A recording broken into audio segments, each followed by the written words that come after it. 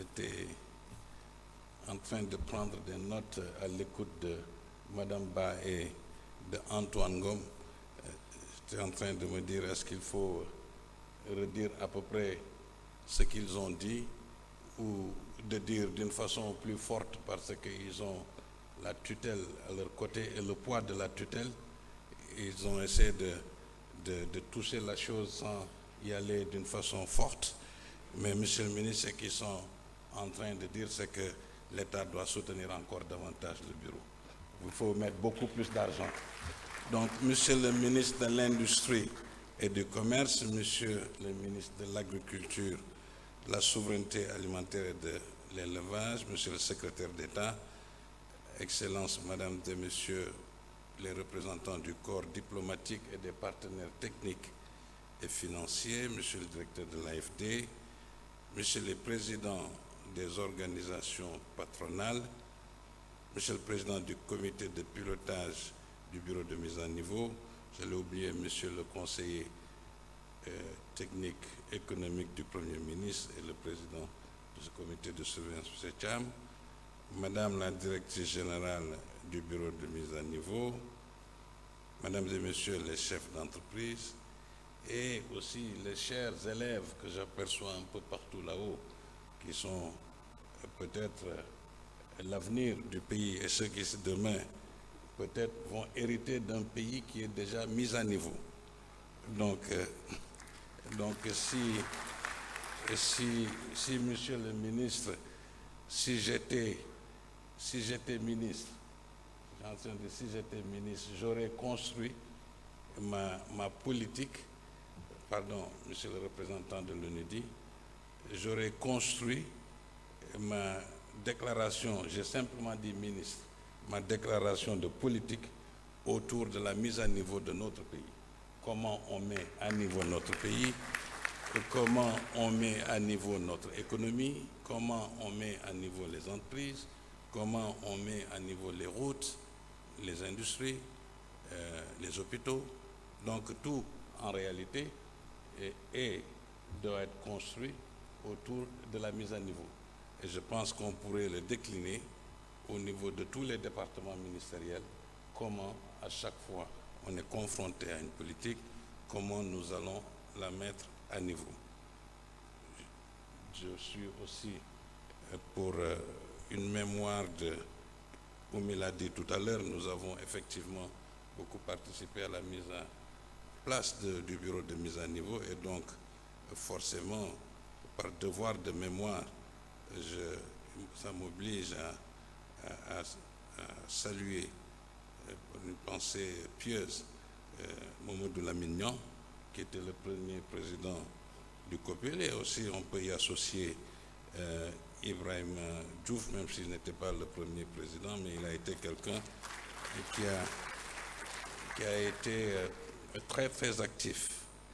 Donc depuis 20 ans, le programme, je dois aussi lire un discours maintenant, à peu près. Donc depuis 20 ans, le programme de mise à niveau accompagne nos entreprises. Donc 20 ans de transformation, d'adaptation, de modernisation. 20 ans qui ont vu émerger des success stories, des entreprises qui font aujourd'hui la fierté de notre tissu industriel. Oui, le programme de mise à niveau a accompagné près de 1000 entreprises avec le soutien de l'État et des partenaires techniques et financiers tels que l'UNUDI, l'AFD, l'UMOA, la GTZ. Et cet accompagnement a permis un accroissement des capacités de production de nos entreprises, une amélioration de la qualité de leurs produits et services, une augmentation de leur chiffre d'affaires et de celle de leur rentabilité. La création et le développement de petites et moyennes entreprises, la consolidation des milliers d'emplois et le renforcement des capacités des travailleurs, mais également l'insertion professionnelle des jeunes. Une évaluation exhaustive nous permettra d'avoir, après 20 ans, les chiffres relatifs en termes d'investissement, des primes octroyées, les primes nécessairement décaissées, la consolidation et la création d'emplois ainsi que les secteurs d'activité concernés. Monsieur le ministre, Mesdames et Messieurs, et Monsieur le ministre de l'Industrie, lors des États généraux de l'industrie et de la création de l'industrie et du commerce, le 17 octobre 2024, j'avais fait un plaidoyer pour le renforcement des moyens financiers du bureau de mise à niveau. Ce plaidoyer, je le poursuis encore aujourd'hui auprès de vous, Monsieur le ministre, ou Monsieur les ministres. Oui, après plus de 20 ans d'exercice, nous avons besoin d'un programme de mise à niveau renforcé, doté des moyens à la hauteur de nos ambitions et des enjeux. Les ressources actuelles ne représentent qu'une fraction de ce qui serait nécessaire pour transformer véritablement nos tissus industriels. Bon, pour éviter, Monsieur le ministre, que vous dites que je ne fais que vous solliciter, vous, l'État, pour renforcer le bureau de mise à niveau, mais le secteur privé aussi doit être sollicité et qu'on trouve soit des formules. Je ne veux pas être celui qui incite à une taxe supplémentaire au niveau des entreprises, ils m'en voudront, mais on peut faire des réallocations. Aujourd'hui, si l'on voit parfois le 3FPT, il fonctionne principalement, et c'est le moment de le rappeler aussi, par des prélèvements qui sont faits auprès de nos entreprises. C'est en réalité le secteur privé qui finance le 3FPT, principalement. Et je peux prendre aussi l'opportunité, parce que c'est un sujet à jour, notamment même le COSEC. Le COSEC, il est aussi principalement financé par les prélèvements que les entreprises privées ont été d'accord de faire à des moments donnés. C'est ça qui le finance. Donc c'est quelque part des taxes instaurées sur soit nos importations, mais d'une façon générale sur le privé. Donc peut-être qu'on peut même dire que peut-être sur l'argent prélevé sur le COSEC, on peut déjà en donner un peu au bureau de mise à niveau pour favoriser l'industrialisation. Donc si le Sénégal dispose d'atouts certains comme sa base industrielle, ses infrastructures aéroportuaires et portuaires, aujourd'hui du pétrole et du gaz, certaines difficultés telles que la forte centralisation industrielle et économique autour de Dakar, le manque de main-d'œuvre qualifiée ou encore le coût élevé des facteurs de production freinent encore le développement de nos entreprises. Avec l'ouverture des frontières et l'avènement de la zone de libre-échange, vous en avez parlé, continentale, la ZLECAf, nous sommes aussi confrontés à la mondialisation. Donc de même, dans ce nouveau contexte de l'agenda national de transformation Sénégal 2050, le bureau de mise à niveau doit nous permettre, d'avoir un secteur productif plus intégré et plus performant, de générer plus de croissance économique et de progrès social, d'atteindre les objectifs en matière de souveraineté économique. Ça, professeur Mabouba, ça vous parle, et même le professeur aussi, monsieur le ministre, Serigne Gueye Diop. On a deux ministres ici présents, très grands défenseurs du secteur privé. Et pourquoi? Ils ont eux-mêmes, chacun à sa capacité, ont été non seulement, enfin, disons, on peut se revendiquer que c'est deux ministres du secteur privé, n'est-ce pas, Mambouba, et le Serigne Gueye Diop.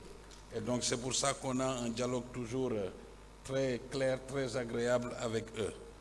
Et c'est pourquoi aussi, je continue, nous proposons d'avoir la création d'un fonds de solidarité, Antoine l'a évoqué, pour chercher des ressources additionnelles de 10 milliards de francs CFA sur 3 ans pour la mise à niveau. Je pense qu'on a dit 10 milliards, mais en réalité, ce n'est même pas ambitieux, monsieur le ministre. Nous devons réclamer plus ou demander plus pour la mise à niveau. La mise à niveau du système de mentorat industriel, nos entreprises les plus performantes aussi doivent accompagner les PME en phase de mise à niveau en partageant leur expérience, leur réseau et leur savoir-faire. Nous devons aussi la création au niveau de chaque région en partenariat avec les acteurs économiques locaux et les structures d'appui à l'entreprise, d'un centre d'excellence pour la mise à niveau. Ces centres serviront des points focaux pour l'accompagnement des entreprises, la formation du personnel et le partage d'expériences. Monsieur le ministre, Mesdames et Messieurs, la mise à niveau n'est pas une option, c'est une nécessité vitale pour nos entreprises individuellement, pour notre économie collectivement, pour notre pays stratégiquement. Ces 5e journées de réflexion sur la mise à niveau doivent donc nous permettre d'affiner notre vision, de préciser nos engagements et de renforcer notre détermination. Je ne saurais enfin terminer mon propos sans adresser mes très sincères félicitations au président du comité de pilotage, M. Antoine Ngom, et à la directrice, Mme Fatou Dianaba, pour l'excellent travail qu'ils réalisent. Ils ont su consolider les acquis et impulser une nouvelle dynamique au bureau de mise à niveau. Je vous remercie de votre aimable attention. Merci. Merci beaucoup, Président Baïdiagne du CNP, qui parlait donc au nom du patronat sénégalais. Le débat est donc lancé. On pourra rentrer dans le fond des discussions dans les panels qui vont démarrer dans un instant. Et nous aimerions saluer la présence des représentants des bureaux de mise à niveau de la sous-région. Le Mali, est-ce qu'ils sont là? Le Mali, Anis Roma, bienvenue. Le Burkina Faso, merci de les applaudir. Naïbe-Ogo. Akwaba, la Côte d'Ivoire, merci d'être là. Et nous disons Bamdia à Guinée-Bissau, merci de nous avoir rejoints ce matin. Akpe, le Togo, merci. Et puis, j'aimerais des applaudissements nourris, s'il vous plaît, pour le pays qui a inspiré le Sénégal pour le lancement de son bureau de mise à niveau. Il s'agit de la Tunisie, pionnière de la mise à niveau en Afrique. Merci beaucoup d'être avec nous ce matin. Alors, nous passons la parole à une structure dont le nom est revenu plusieurs fois depuis le début de cette cérémonie normale. Elle a été là au début, elle est encore là depuis 20 ans. Merci d'accueillir M. Mimoud Mesbarigui, le directeur de l'Agence française de développement.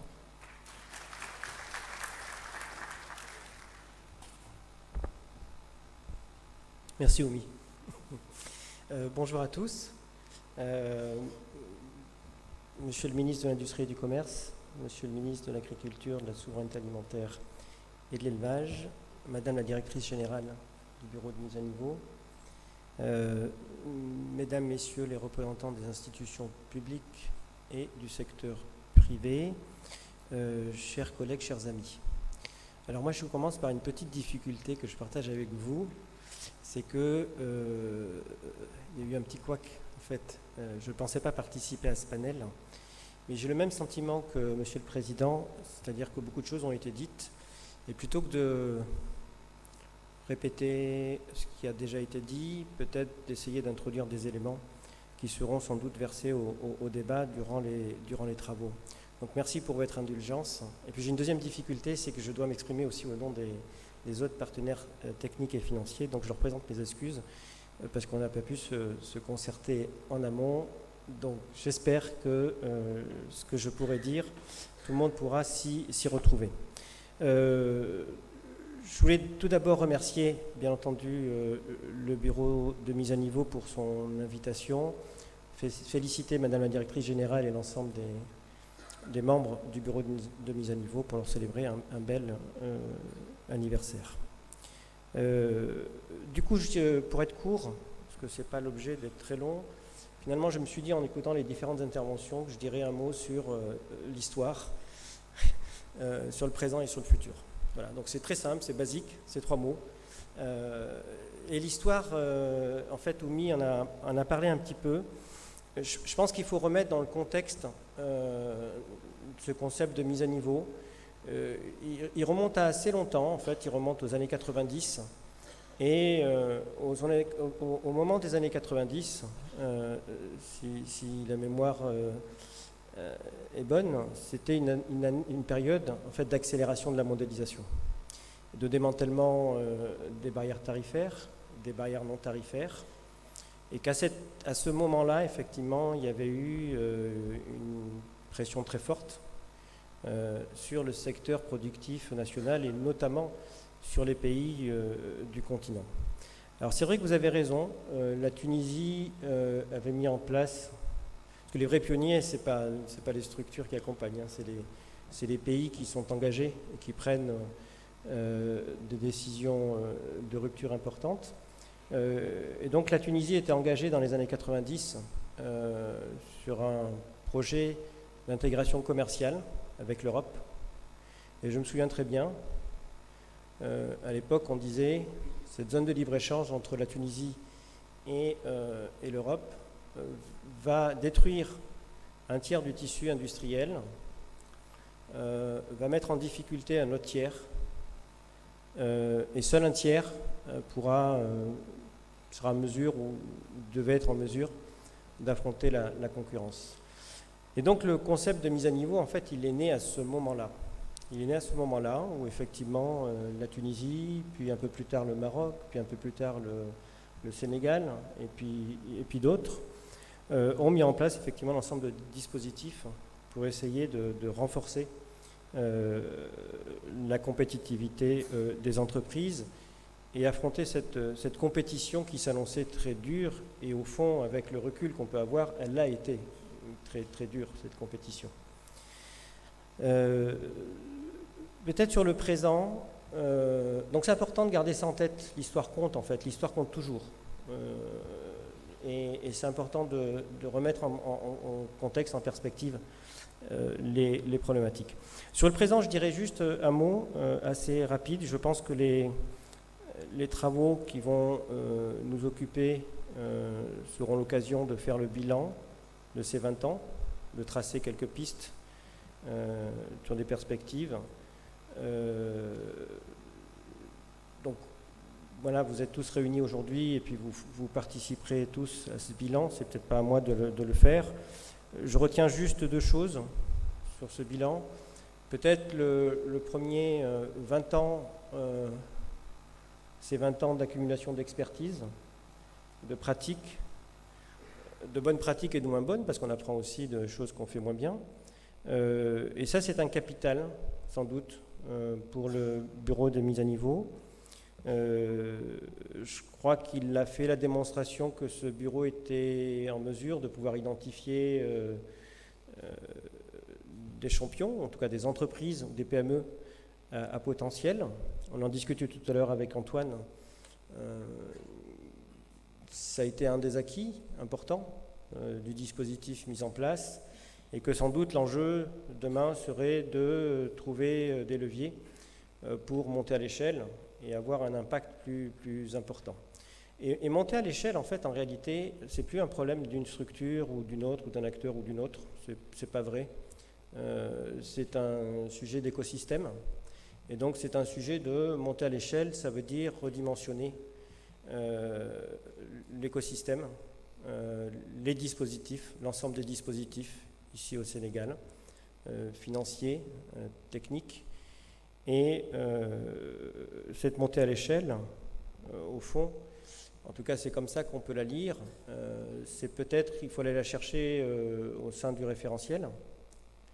Et je pense que c'est l'une des ambitions, en tout cas des autorités du Sénégal, de pouvoir effectivement trouver tous ces leviers pour monter à l'échelle, avoir un impact plus structurant, plus important sur le secteur productif national. Voilà, je finirai sur les perspectives. Je ne vais pas être très long, excusez-moi si je le suis déjà. Je disais que l'histoire compte pour une raison, c'est que l'histoire d'hier n'est pas l'histoire d'aujourd'hui et de demain. Le contexte a fondamentalement changé. On n'est plus dans les années 90. On aura peut-être l'occasion d'en rediscuter tout à l'heure sur le panel. Je ne vais pas être très long, mais le contexte, c'est le contexte national. Donc c'est ce qu'on a dit tout à l'heure, c'est sur les orientations stratégiques du référentiel, donc qui fixe les balises. Mais le Sénégal n'est pas une île. Le Sénégal est inscrit dans un environnement beaucoup plus large, beaucoup plus complexe. Voilà, on sait qu'on va vers un monde qui n'est pas tout à fait le même, enfin non, en fait en réalité, qui n'est pas franchement le même, c'est plus vrai, et on va vers sans doute quelque chose qui va ressembler à un monde, alors effectivement d'un point de vue géopolitique on l'entend, mais en fait c'est une réalité économique aussi, d'un monde multipolaire. Et le monde multipolaire d'un point de vue économique, ça veut dire quoi? Ça veut dire qu'il y aura une prime à la proximité. Voilà. La distance qui sera parcourue par le produit entre celui qui le produit et celui qui le consomme sera sans doute plus courte. Donc ça veut dire qu'il faut aller chercher, probablement, davantage d'opportunités sur sa proximité nationale. Donc pour Dakar, c'est aller vers les régions, vers les territoires, et puis aller aussi vers voilà, tous nos amis qu'on a cités tout à l'heure, qui sont aussi le marché régional ou le marché de proximité. Donc ça, c'est une tendance qui est lourde, longue et qui va sans doute durer. Il y a une deuxième tendance qui est aussi très importante et qui est liée un petit peu à la première, qui est, on a cité à plusieurs reprises la ZLECAf. La réalité aujourd'hui du commerce interafricain, c'est qu'il est très insuffisant. Enfin, pour ne pas dire pire, mais je ne peux pas dire des choses ici, mais je crois que c'est 13%. 13% du commerce entre les pays africains aujourd'hui. Ça veut dire que, si je sais compter, 82% des besoins des économies africaines sont satisfaits par des importations. Voilà. Donc, ça, c'est une anomalie, je pense. Je crois que si on est relativement lucide, on se dit que le sens de l'histoire, c'est que les échanges entre les pays africains vont s'accroître. Donc la ZLECAf va aider à tout ça, et que tout ça va libérer d'énormes opportunités économiques pour les entreprises. Et c'est là où ça prend son sens. Le concept de mise à niveau n'est plus celui qui était des années 90, qui était un concept défensif, en réalité. C'était comment se défendre d'une déprotection des marchés, une déprotection, bon, plus ou moins subie quand même. Enfin, si on se parle en vérité, c'est voilà, plus ou moins subie. Aujourd'hui, les choses sont très différentes. Et quand je dis qu'il y a d'énormes opportunités, en fait, c'est que ça me fait penser à une métaphore footballistique. Je suis désolé, hein, j'aime bien le foot, mais je crois qu'on est nombreux à bien aimer le foot. Et dans le foot, on dit la meilleure défense, c'est l'attaque. Voilà, c'est ça qu'on dit dans le foot. Et donc ça veut dire qu'il y a des opportunités, il y a des filières effectivement à fort potentiel, et c'est ça que sans doute dans les prochaines années, le bureau de mise à niveau, mais aussi l'ensemble de l'écosystème d'appui à l'entrepreneuriat devra aller chercher. Voilà. Et pour finir, je dirais trois choses qui me semblent importantes sur les perspectives, mais je le dis très vite. Je l'ai dit tout à l'heure, cohérence du dispositif de l'écosystème d'appui au secteur privé. Donc ça, c'est un peu quand même les sous-jacents du référentiel. Dans cette cohérence de l'écosystème, il faut réellement mettre au cœur le secteur privé. Et donc là, je rejoins tout ce qui a été dit par le président tout à l'heure. C'est fondamental. Le deuxième niveau, enjeu stratégique, me semble-t-il, c'est l'internationalisation des entreprises. Les entreprises sénégalaises sont peut-être pas suffisamment internationalisées, pour plein de raisons, et qu'il y a un réel enjeu aujourd'hui à projeter aussi ce secteur privé sur les marchés de proximité dans un premier temps, voire au-delà pour certaines. Voilà, le marché sénégalais reste petit pour le moment, et qu'on voit bien que beaucoup d'entreprises ont beaucoup de difficultés à se développer, elles ont très vite un plafond de verre, et ça veut dire que par la force des choses, il faut aller les chercher, les opportunités ailleurs. Et puis, je l'ai dit tout à l'heure, le troisième enjeu important, sans doute de la mise à niveau de demain, c'est la revitalisation des pôles territoriaux, mais ça, tout est dans le référentiel, pas la peine que j'en dise davantage. Voilà. Donc, excusez-moi si j'étais trop long, je vous souhaite d'excellents travaux, vous dire que je suis ravi d'être avec vous et de participer à cet exercice d'échange d'idées, de pratiques, de réflexion. Et vous confirmez, Madame la Directrice Générale, l'engagement de tous les partenaires techniques et financiers qui ont été cités dans le soutien au bureau de mise à niveau et au-delà sans doute à l'écosystème de l'entrepreneuriat du secteur privé. Merci à vous pour votre attention. Merci beaucoup, M. Mioud Mezouani, directeur de l'Agence française de développement, qui s'exprimait donc au nom des partenaires techniques. Nous saluons grandement la présence de M. le ministre de l'Agriculture, de la Souveraineté alimentaire et de l'Élevage, le Dr Mabouba Diagne. Merci. Nous savons que vous êtes en session parlementaire, en session budgétaire. Merci de votre présence. Elle est grandement appréciée. Nous passons à présent la parole à M. Serigne Gueye Diop, ministre de l'Industrie et du Commerce.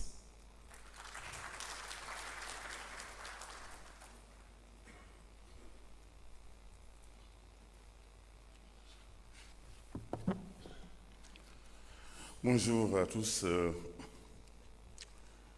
Monsieur le ministre de l'Agriculture, cher frère Dr Mabouba Diagne, Monsieur le secrétaire d'État Ibrahima Thiam, Monsieur les représentants des corps diplomatiques partenaires au développement, Monsieur le directeur de l'Agence française de développement, AFD, Monsieur le représentant résident de l'ONU, Monsieur le président du comité de pilotage, du bureau de mise à niveau, Monsieur le président du comité de surveillance des fonds de mise à niveau, Monsieur le directeur du patronat, mon frère Baye Diagne, merci d'être venu de si loin pour participer à cette grande cérémonie. Mesdames, Messieurs les directeurs nationaux du ministère de l'Industrie et du Commerce, les chefs de service, Mesdames, Messieurs les représentants des organisations patronales du secteur privé, Mesdames, Messieurs les chefs d'entreprise, chers amis, très comblés d'avoir tout le secteur privé avec nous. Le secteur privé, le cœur de toute économie en développement, mais également développée. Mesdames, Messieurs, chers invités, c'est avec un grand plaisir que je participe à cette cérémonie d'ouverture de la 5e édition de mise à niveau des entreprises du Sénégal. En effet, cette 5e édition des 20 ans coïncide avec justement une phase de réflexion nécessaire pour nous projeter dans les 25 prochaines années dans le cadre de notre agenda 2050. On le sait tous, la mise à niveau est un levier important pour le développement économique de notre pays, puisqu'il contribue au renforcement des entreprises et de la compétitivité.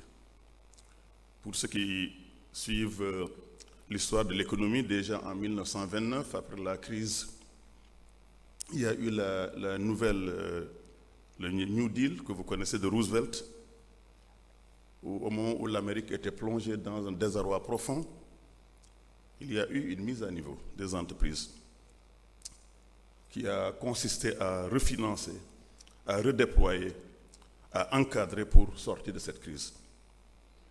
L'autre exemple connu, c'est l'Europe après la Deuxième Guerre mondiale, qui a eu également à travers donc les 30 années glorieuses, devoir interdire l'importation de tous les produits et l'exportation de tous les produits pour relancer l'économie.